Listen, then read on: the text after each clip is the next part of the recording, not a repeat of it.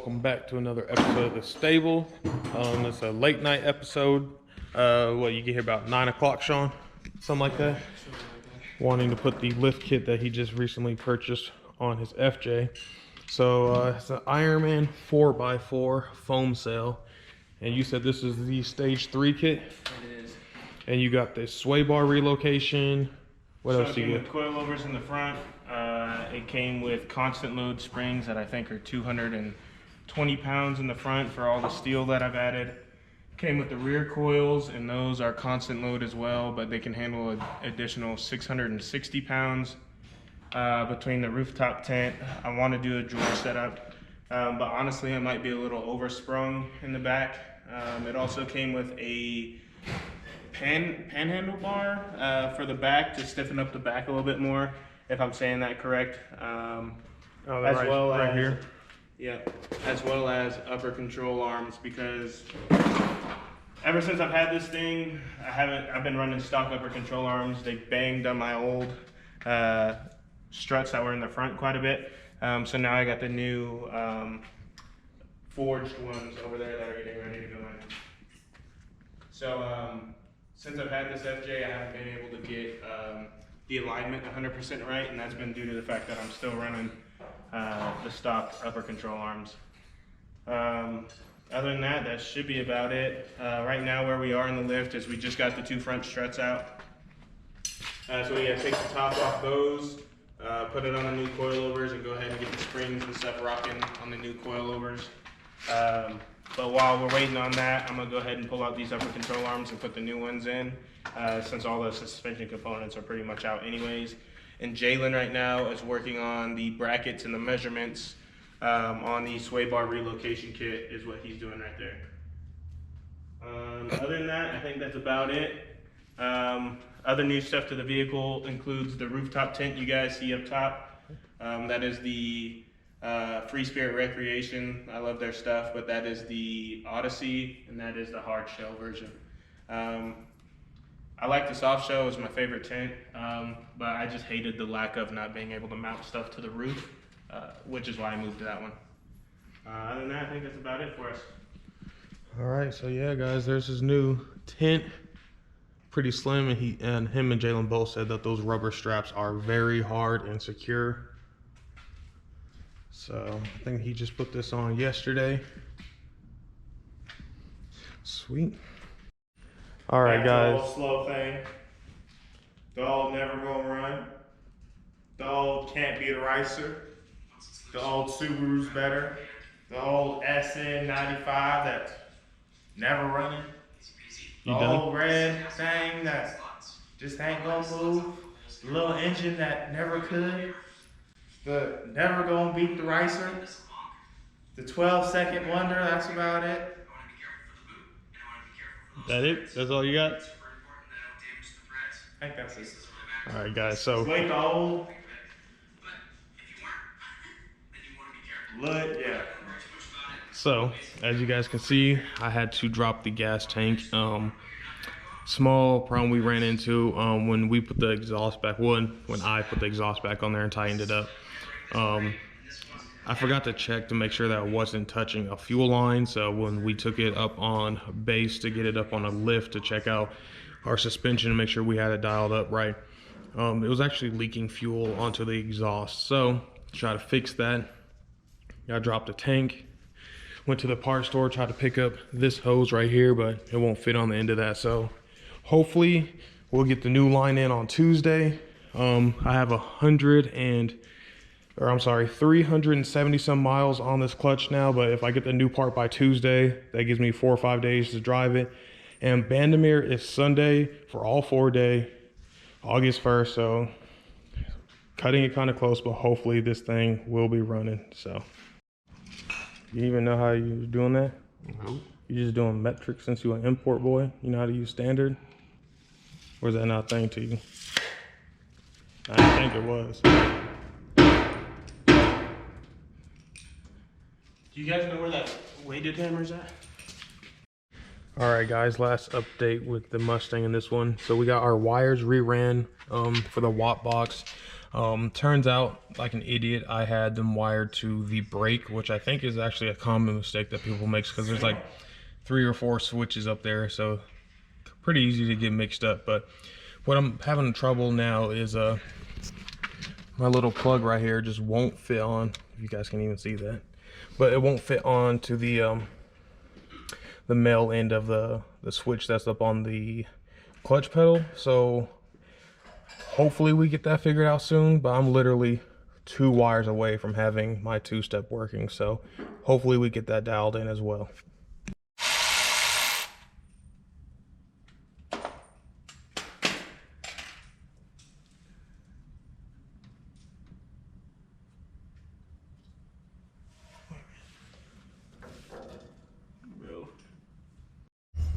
All right, guys, and I figured this was important to show. So you got a long bolt that runs through here for your upper control arm. So if you guys ever attempt this, that bolt comes right up through here, and you can see it right there. So you have the silver line, which I'm actually not sure what that goes to right now, but I have a crowbar in here just so we can protect this line, because you have to slide that bolt past it. So just a heads up, that bolt's a pain to get to. So Sean's down here and trying to use a punch to hit it from the backside while I make sure everything's good up top. All right, guys, and here's just a comparison of the Ironman upper control arm and the stock ones. So if you pull off a stock one, you can see that the stock ones are hollow, and they're super shallow down where my hand is at, compared to this Ironman 4x4 one. It's solid all the way through, and the U is deeper. So when it's completely drooped, you get a few more, I think it's close to a 1/2 inch to 1 inch of more droop out of your suspension with this versus the stock one. All right, guys, so we're at a standstill. Sean, what, you go to O'Reilly's or AutoZone to get these spring compressors? Yeah, Advanced Auto.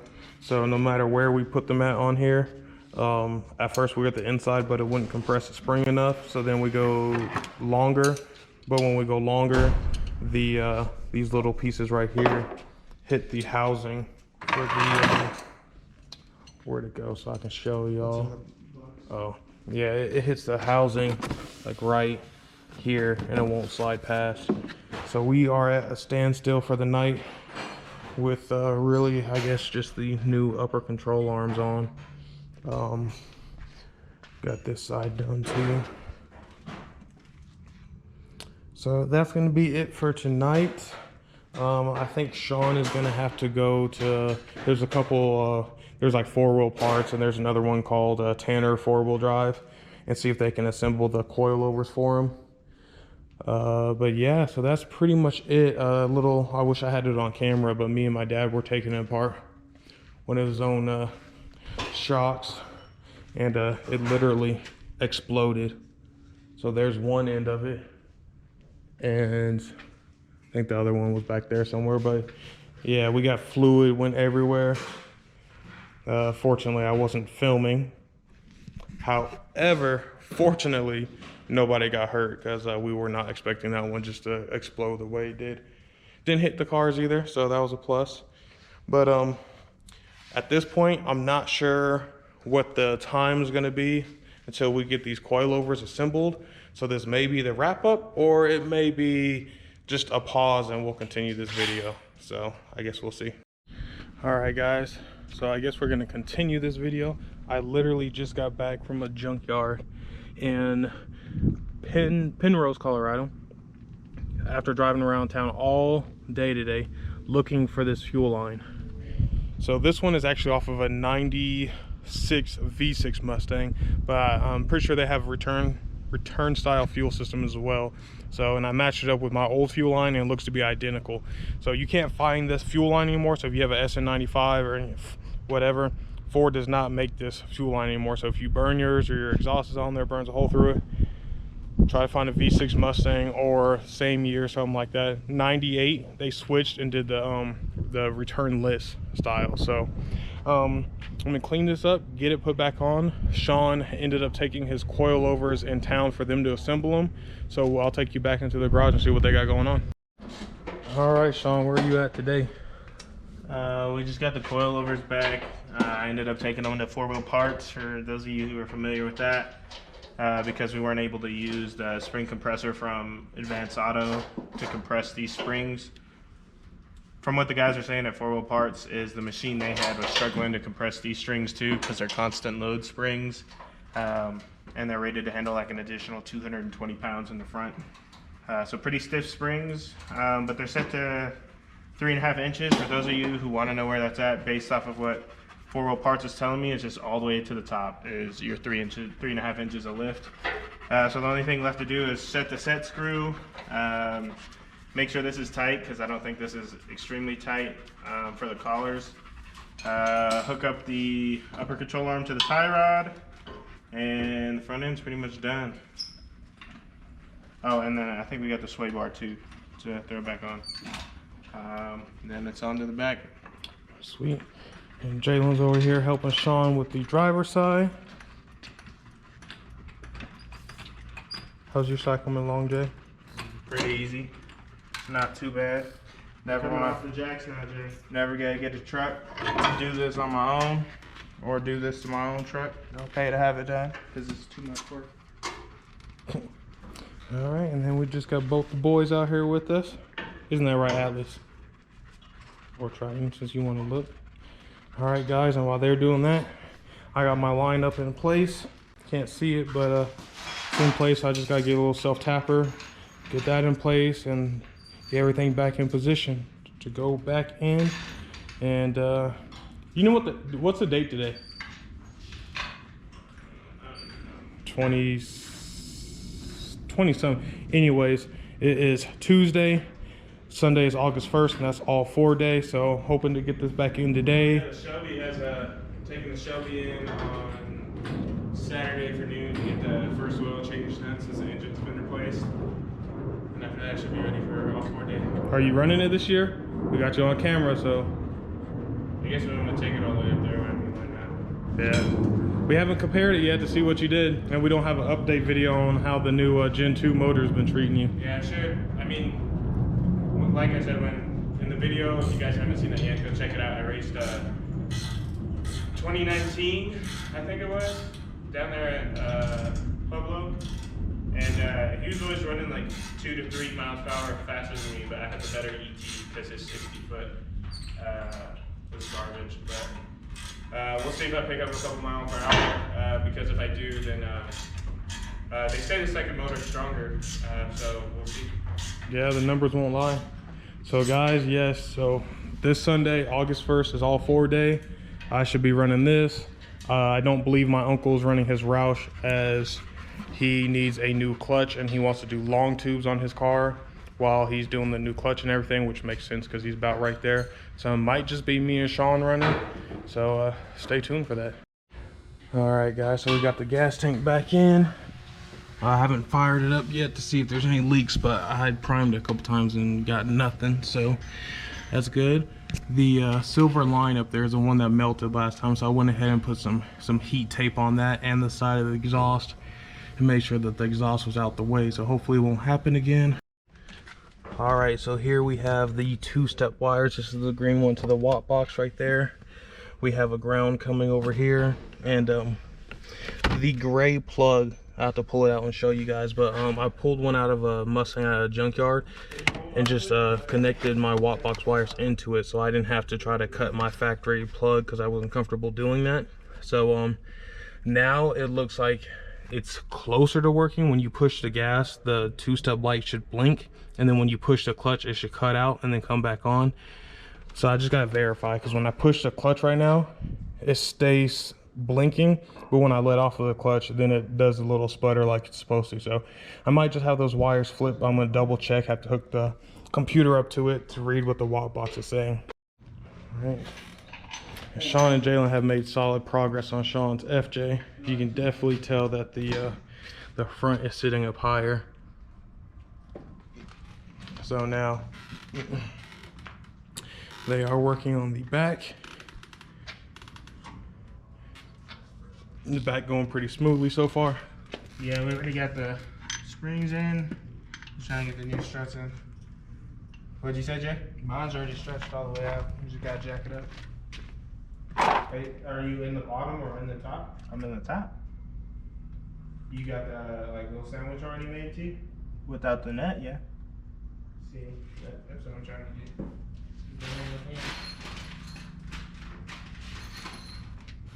Yeah, looks like you guys got it all figured out, huh? All right. Maybe you guys can see a little bit better too, but I know we showed it in the first part of this video, but his rooftop tent is definitely slim. I'll have to do like a video of him opening it all up, see how easy it is, and kind of compare to what he had before. All right, guys, so it's been a couple of days. I've been fighting the Mustang, have all kinds of little gremlins going on with the electrical system, specifically the two-step. But just want to give a huge shout out to my brother Jalen. He figured it out. He got it working. My dad's kind of more, I guess, old school, I guess, in a sense, with the, as far as like the new technology goes. So his whole thing was, I've had nothing but problems with the two-step, rip it out. I'm like, I paid $200 for it. People have gotten it to work. I want to get it to work. I spent the money already. Might as well try to use it. So if you guys remember, I tried to bypass what I thought was the clutch switch, which turned out it was actually the brake. Which I went to the same one in the direction, so you know, whatever. So I tried to bypass it. It was actually the brake. And then once we realized that the clutch switch was a switch over, we were still trying to bypass a good switch. So long story short, we had pretty much like 2 power wires going into the clutch switch. It was getting its own power from the car, and then we ran a second one into that. So the two-step was showing it was working as far as their little test shows with the blinking lights, but the car just would not start, wouldn't do nothing, wouldn't crank.